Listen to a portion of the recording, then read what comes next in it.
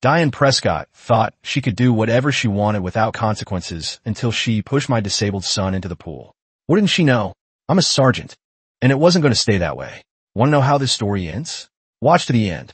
Living in a community with a residents association has always been a headache. Everyone has heard those stories about controlling neighbors, absurd rules, and fines for ridiculous things like leaving the garbage out 5 minutes after the right time. But I never imagined that one day I would have to deal with someone who crossed all the boundaries of insanity. And that's exactly what happened when Diane Prescott came into our lives. I'm Jim Collins, a sergeant with the 82nd Airborne, and I've learned to deal with all kinds of absurd situations throughout my career: disobedient soldiers, chaotic missions, even situations where staying calm was a matter of life and death. But none of these experiences prepared me for a rowdy neighbor who thought she could do whatever she wanted without suffering any consequences. The HOA was a problem in itself. Every week they made up a new rule, and it seemed that Diane made a point of overseeing every little detail as if she were the neighborhood sheriff.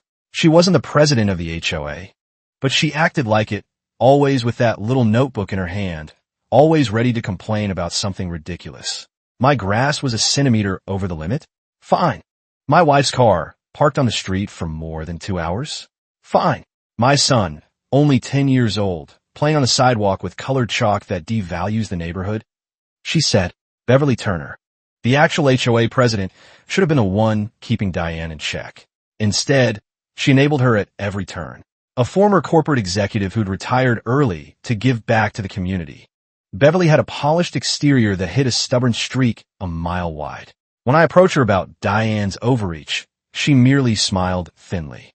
Jim, you military folks always struggle with civilian rules, she'd said condescendingly. Diane is simply passionate about maintaining our community standards. We all appreciate her enthusiasm. But none of this prepared me for the day Diane did something unforgivable. My son Ethan is a wheelchair user. He was born with a condition that affected his mobility, but this has never stopped him from living life with joy. He loves being outdoors, playing with other children, and above all, swimming. He always liked the community pool where he could feel free in the water without needing a wheelchair. But apparently, that was a problem for Diane. The community pool was theoretically open to all, but the HOA loved to impose arbitrary rules, and Diane, as the volunteer inspector, always had a way of making other people's lives a living hell.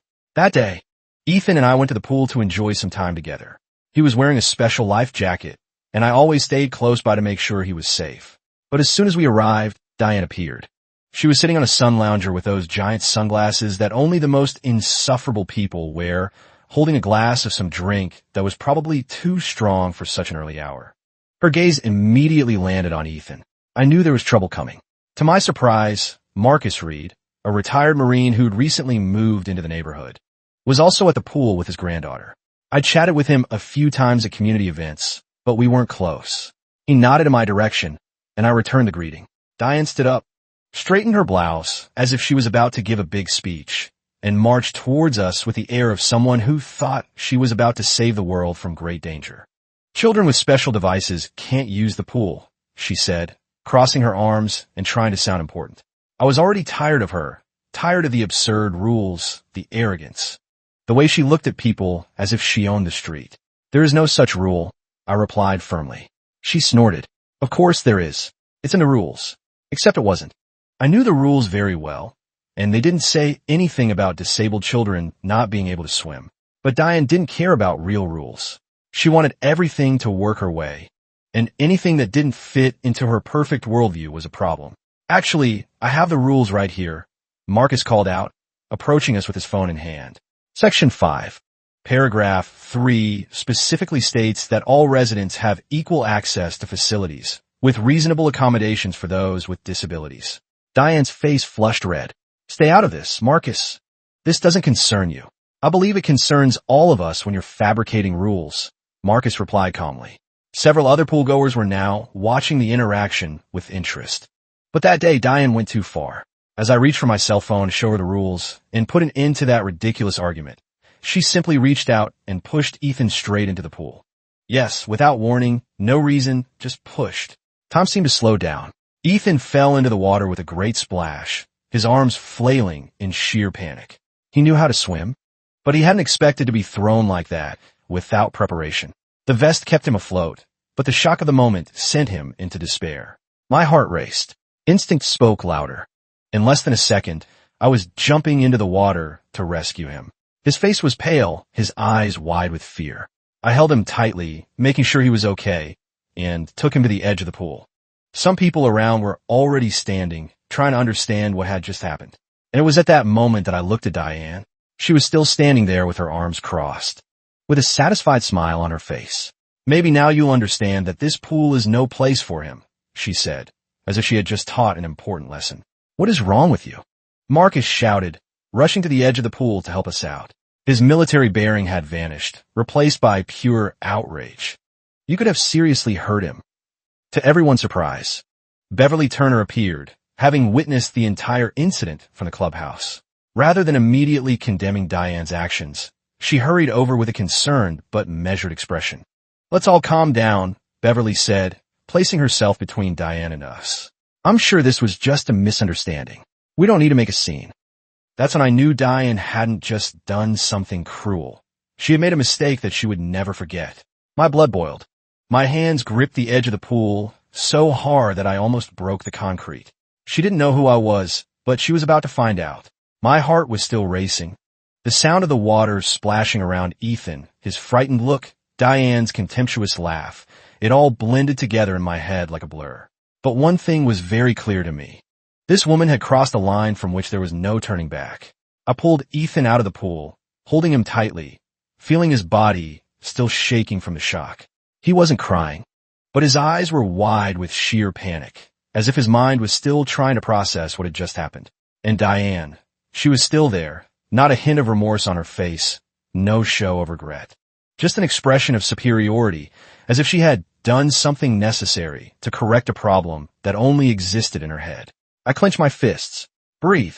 That's what I forced myself to do. Because everything inside me was screaming at me to solve it the way I knew how, the way I had learned through discipline, training, and experience in situations that required quick responses. But this wasn't a mission, it wasn't a battlefield, it was a residential neighborhood, a community swimming pool, and a woman who clearly thought she was above everyone and everything. "You just pushed my son into the water," my voice came out firmly, without even having to shout. She rolled her eyes. "He was in the way, that's all," she said. "He was in the way?" Marcus echoed incredulously. "He's a 10-year-old child in a wheelchair." Diane was just trying to enforce the rules. Beverly interjected, though her voice lacked conviction. "Perhaps we should discuss this at the next HOA meeting." "This isn't about HOA rules," Marcus shot back. "This is assault on a disabled child." I felt a warmth rise in my chest, a mixture of fury and disbelief. What Diane had just done wasn't an incident, it wasn't a misunderstanding, it was intentional. It was an act of pure evil. The surrounding noise began to grow. Other residents were standing around now, some with their cell phones in hand, others just watching from afar, trying to figure out whether they should intervene or not. But I had already decided what I was going to do. I got up, put Ethan on my lap, and started walking, not towards her as much as I wanted to, but away from the pool area. I was going to make sure Ethan was safe before I sorted it out. "What? Are you going to run away, little soldier?" Diane laughed. That was the last straw. I stopped in the middle of the road. I turned around slowly, feeling every muscle in my body begging me to take action right then and there. But no, I had something better planned, something she would never forget. "I'm not leaving without making sure you pay for what you've just done." My voice came out low, precise, no room for argument. She opened her mouth to reply, but for the first time, she seemed to hesitate. Something in my posture must have warned her that the situation had changed. I was no longer just any father. I was a sergeant, and a sergeant knows how to deal with a threat. I picked up my phone and dialed a number. "Police department." "Yes, I need to report an attack on a child." It was at that moment that Diane lost her pose. The smile disappeared from her face, replaced by a confused grimace, as if she couldn't believe what she was hearing. "You're kidding, right?" Her voice came out shaky. "Do you think I look like I'm joking?" "This is completely unnecessary," Beverly cut in. "We can handle this internally through the HOA. There's no need to involve the authorities. A woman just assaulted my disabled son." I replied coldly. "This isn't an HOA matter. It's a criminal one." A murmur rippled through the growing crowd. I could see people taking sides, some nodding in agreement with me, others looking uncertain, or even sympathetic to Diane. He's right. An older woman called out. I saw the whole thing. It was deliberate. Oh, please. Another resident countered. It was hardly assault. She barely touched him. Diane looked around as if expecting someone to come to her defense, but there weren't enough allies. The people around were murmuring, some recording, others just watching in silence. She was increasingly isolated, and for the first time, she seemed to realize it. I continued the call, describing the situation in detail. The operator listened intently, asking questions about Ethan's condition, about witnesses, about the exact location of the incident. Yes, I have witnesses. Yes. There are security cameras in the pool area. Diane's face turned pale. Yes, she'd forgotten about the cameras. The HOA loved to keep an eye on the residents for any little thing. So there were cameras all over the community, especially in the common areas. And now, those same cameras that she used to keep an eye on other people's lives were going to prove that she was guilty. I ended the call, aware that the police were already on their way. You can't be serious, she tried to laugh, but her voice failed her. You assaulted a child, that's a crime. The words came out heavy, like lead. She took a step back. For the first time, her eyes seemed to reflect an emotion other than arrogance. Perhaps she was finally understanding the gravity of the situation. But still, like anyone incapable of owning up to their mistakes, she tried to argue. I was just protecting the pool. He was going to dirty the water. There was a collective gasp from the people around. Not even those who wanted to avoid confrontation could defend Diane anymore. Did you seriously just say that? Marcus's voice cut through the murmurs. That a disabled child would dirty the water? Beverly looked physically ill. Diane, that's completely inappropriate. Looking at the faces around me, I saw expressions of disgust, shock, and indignation. People who until then had just ignored her now saw what she really was. And then, the police siren echoed in the distance. The sound of a final decision. Diane turned to run, as if there was still a chance of escaping. But there wasn't. The police car stopped at the entrance to the pool area, and 2 officers got out. One of them already had a notepad in his hand, ready to hear what had happened. What about the woman? Diane froze in place. This time, there was no fine she could issue. No made-up rule she could cite.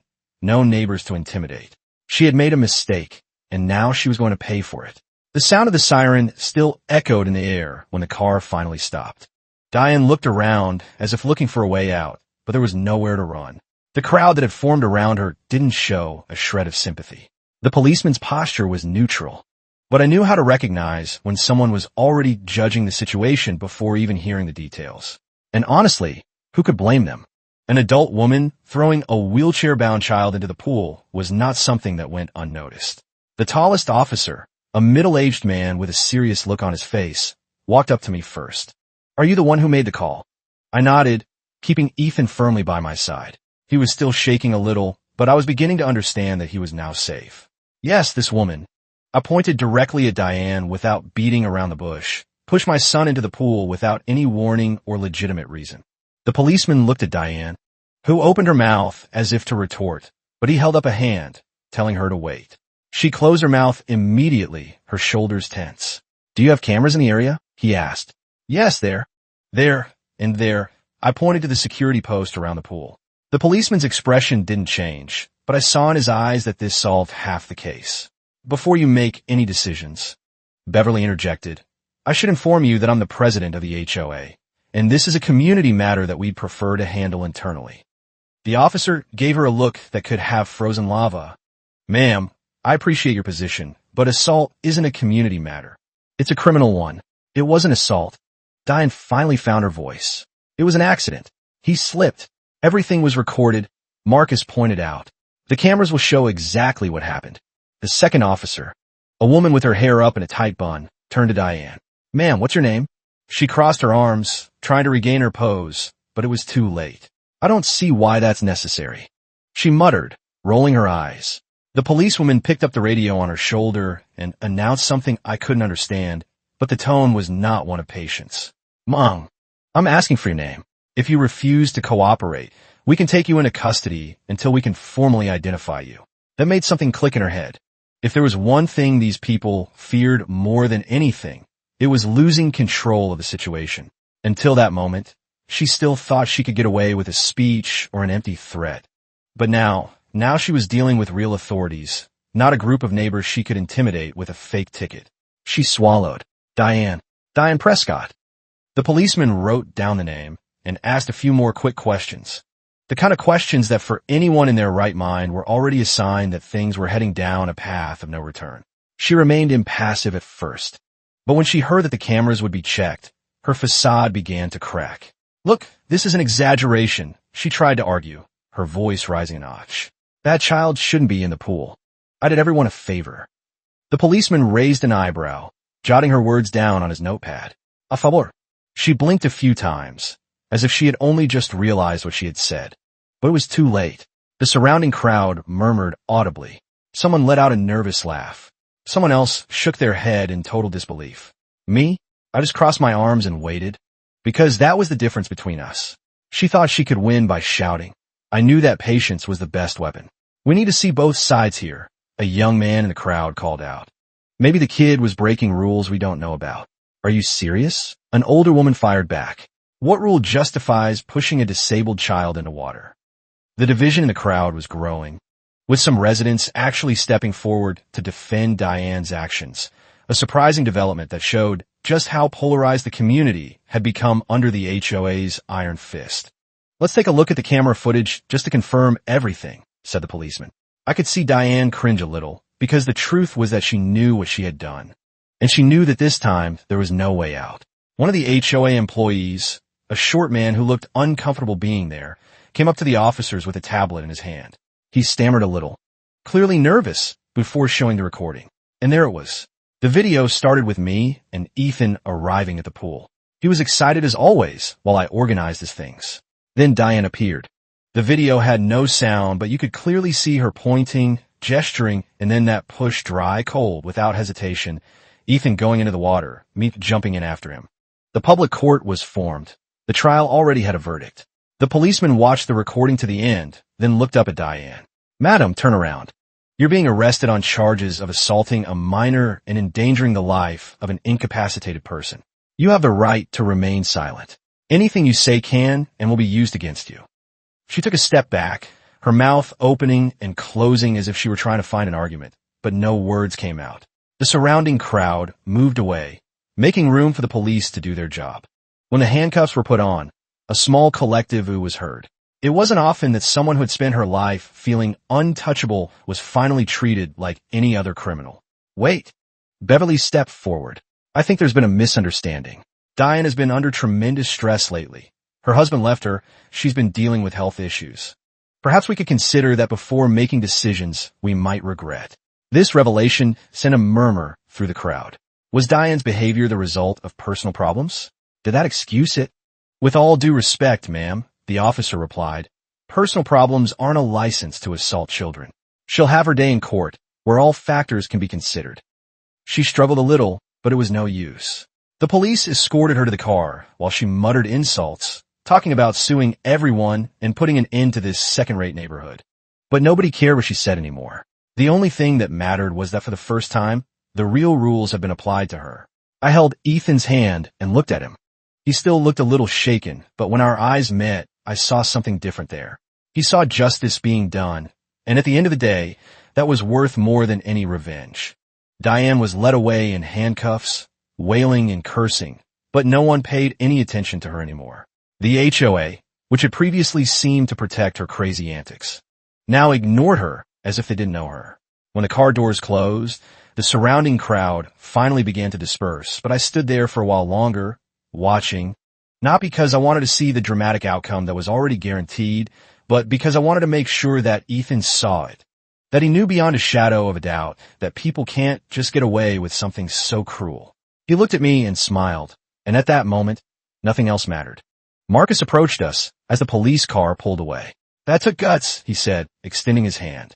Most folks here just let people like Diane walk all over them, too afraid of rocking the boat. Thank you for speaking up, I replied, shaking his hand. Not everyone would have. Beverly stood awkwardly nearby, clearly unsure whether to approach us or not. Finally, she took a deep breath and came over. Jim, I want to apologize. This never should have happened. I should have reined Diane in long ago. But as we drove home, the sense of closure I had hoped for didn't quite come. I knew it wouldn't end with a simple arrest. People like Diane didn't disappear so easily. They came back. tried to turn the tables in their favor, played the victim when they were confronted with the consequences of their actions. And I was right, because just a few hours later, my phone started exploding with messages.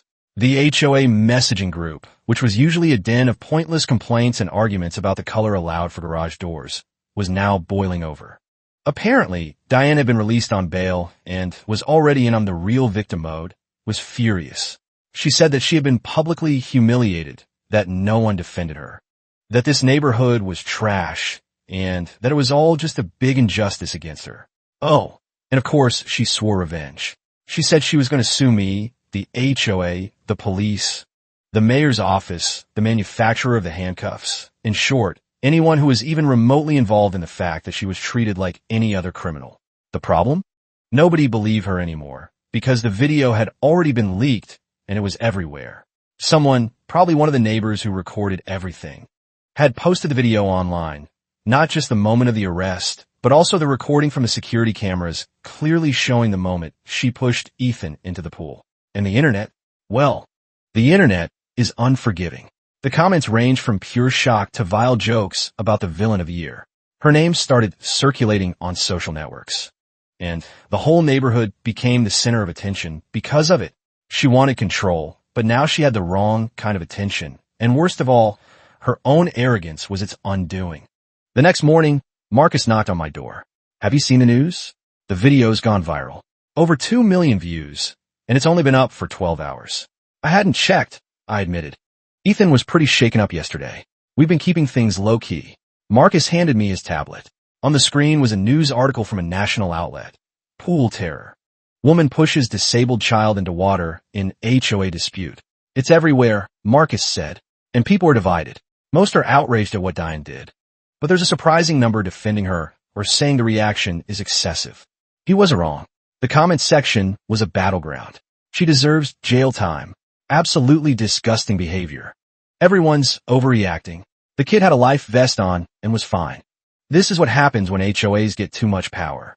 The father clearly set her up for this. Mental illness isn't an excuse for violence. She needs help, not punishment. The division online mirrored what was happening in our community. Some neighbors had started a Justice for Diane group, claiming she was being subjected to a digital witch hunt. Others were demanding the entire HOA board resign for enabling her behavior. After a few hours of virtual chaos, the HOA did what nobody expected. They published an official statement, and in it, they announced that Diane was officially banned from the association. This meant that not only would she lose any influence she had over the rules of the neighborhood, but she would also have to pay accumulated fines for all the infractions she had committed over the years. She had always loved handing out fines. Now, it was her turn to pay. The messaging group turned into a real show of celebration. Neighbors who had previously been afraid to speak out against her were now speaking out, sharing stories of the petty tyrannies she had imposed over the years, talking about how she fined children for leaving bicycles on the sidewalk, how she spied on other people's houses, how she made it hell for anyone who didn't follow her crazy rules. Beverly, in a surprising turn, had called for a complete overhaul of the HOA structure. This incident has shown us that our community governance has fundamental problems, she wrote in a community-wide email. I take full responsibility for allowing these issues to fester. It was like watching an empire crumble in real time, and me, I just watched from afar, satisfied because I didn't have to lift a finger. Diane dug her own grave, and now she was falling right into it. Only, as I expected, she wasn't going to fall in without a little more screaming. The next day, a letter arrived at my house. A crumpled envelope, unceremoniously delivered with predictable contents. It was a summons. She really was trying to sue me. The charge? Moral damages for exposing her publicly and causing emotional distress. I laughed. She caused her own scandal. She threw a wheelchair-bound child into the pool. She was filmed. She practically admitted the crime in front of the police. And she still wanted to say that I was to blame? That was a whole new level of delusional. But okay, if she wanted to fight in court, I was ready, and I knew that this would be her last move. Because after that, there would be nothing left for her to cling to. They actually let her file this? Marcus asked incredulously when I showed him the summons. The justice system sometimes... It's her right, I replied with a shrug. Doesn't mean she'll win. The subpoena was there, lying on my desk, as a reminder that this woman just didn't know when to give up. She really thought she could sue me for moral damages after pushing my wheelchair-bound son into the pool. The audacity was almost admirable, if it wasn't completely ridiculous. But fine. If she wanted to play that game, I was ready to win. I had enough experience to know that sometimes people don't just fall in. They cling on to the last crumbs of power they have, trying to find a way out, an excuse, anything that will make them look less guilty. And Diane, she was desperate. The trial was scheduled for a few weeks later. Enough time for my lawyer to gather all the necessary evidence and ensure that this circus had the outcome it deserved. But while I was waiting, a curious thing happened. Diane began to disappear. Not literally, of course, but the version of her who loved to be in the spotlight, who patrolled the neighborhood like a condo jailer, who handed out fines and threats as if she were the sheriff of the street, that disappeared. Now, she hardly left the house, and when she did, she avoided eye contact with anyone, because she knew everyone knew her. Her scandal had become too big to ignore. She was no longer the powerful woman who dictated the rules of the neighborhood. She was the local joke. Her name became synonymous with shame. When the day of the trial finally arrived, I already knew that victory was guaranteed. My lawyer prepared for the worst. But deep down we all knew that there wasn't much that could be done to defend her. The evidence was clear, the videos were everywhere, the witnesses were willing to testify. But what about her? Well, she arrived in court without her usual arrogance, without the impeccable clothes she wore to appear superior to others, without the upright posture of someone who thinks she's always right. She seemed smaller. She was no longer the same woman who felt untouchable. She was just someone who knew she had already lost. To everyone's surprise, Beverly Turner was there, not to support Diane, but to testify against her. I enabled her behavior for years, Beverly admitted on the stand. I thought she was just overzealous about rules, but looking back, I could see it was about control and power. What she did to Ethan was the culmination of years of unchecked bullying. When the judge started analyzing the evidence, it didn't take long for her case to completely fall apart. My lawyer presented the videos, the depositions, the text messages in the HOA group where she threatened to sue half the world.